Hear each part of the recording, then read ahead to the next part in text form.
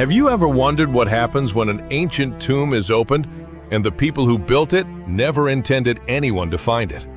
For thousands of years, the desert keeps its secrets. It buries cities, it swallows roads, it covers temples beneath layers of sand. But sometimes, the desert gives something back. In the summer of ancient Egypt, during a season when the Nile had begun to rise, a young stone worker named Chem stood beside a collapsed wall near the western edge of Thebes. He was 23 years old. His father had worked on royal tombs. His grandfather had worked on temples, and Chem believed he would spend his entire life doing the same. That morning, however, something unusual happened. While clearing sand from the base of an old limestone wall, his hammer struck something that did not sound like stone. It sounded hollow. Chem stopped. He called for the foreman. The workers dug carefully around the area. Within an hour, they discovered a narrow staircase disappearing beneath the desert floor. There were no markings, no royal symbols, no painted gods, nothing that identified the person buried below. The foreman immediately ordered everyone to stop. Ancient tombs were not supposed to be opened without permission. But Chem noticed something strange. At the bottom of the staircase was a small stone door, and carved into the door were three simple symbols: a closed eye, a rising sun, and a human hand. The foreman stared at them for a long moment. Then he said something that frightened Chem. This tomb was hidden on purpose. That evening, the workers were sent home, but Chem couldn't stop thinking about the staircase. Just before midnight, he returned alone. The desert was silent, the moon was bright, and the wind had almost completely disappeared. Chem carried a small oil lamp as he descended. One step, then another, then another. The staircase seemed much deeper than it had looked during the day. After nearly 100 steps, he reached the stone door. He placed his hand against it. It was strangely warm. Chem pushed. The door opened. Inside was a narrow chamber filled with dust. There were no golden treasures, no statues, no jewels, only walls covered with strange drawings. Chem lifted his lamp. The drawings showed people walking through the desert. Then the people disappeared. Then the Nile disappeared. Then the pyramids disappeared. And finally, the entire kingdom disappeared beneath a black sky. Chem stepped backward. He thought it was some kind of warning.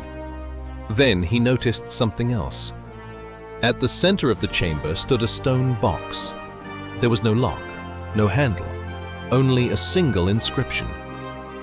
Chem couldn't read every symbol, but one sentence was clear. "The one who opens this must leave before the sun returns." Chem looked toward the staircase, then back at the box. He should have left, but curiosity is an ancient human weakness.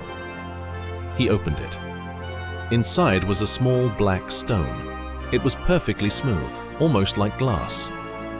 Chem reached for it. The moment his fingers touched the stone, his lamp went out. Complete darkness filled the chamber. Then he heard something. Footsteps. Not above him, not outside. Behind him. Chem froze. He slowly turned. Nothing. Only darkness. Then another sound. A whisper, very close to his ear. "Go." Chem grabbed the black stone and ran. He climbed the staircase as quickly as he could. Behind him, the footsteps followed. Slow, heavy, patient. Chem didn't look back. When he finally reached the surface, the first light of dawn was appearing over the desert. He turned around. The staircase was gone. Not covered, not collapsed. Gone. There was only smooth sand. Chem stood completely still. The black stone was still in his hand. He returned to the village and told no one. For 3 days, nothing happened. Then the dreams began. Every night, Chem dreamed about the same underground chamber, but each night something was different. The first night, the chamber was empty. The second night, there was a man standing beside the stone box. The third night, Chem finally saw the man's face. It was his own. He woke before sunrise, sweating and terrified. He ran outside. The desert was covered in a strange red haze, and on the ground beside his doorway were footprints. Bare human footprints. They began at the road. They crossed the village and stopped directly outside his home. Kem followed them. They led toward the western desert, toward the place where the tomb had disappeared. When he arrived, he found the staircase again, but this time something had changed. There were fresh symbols carved into the stone.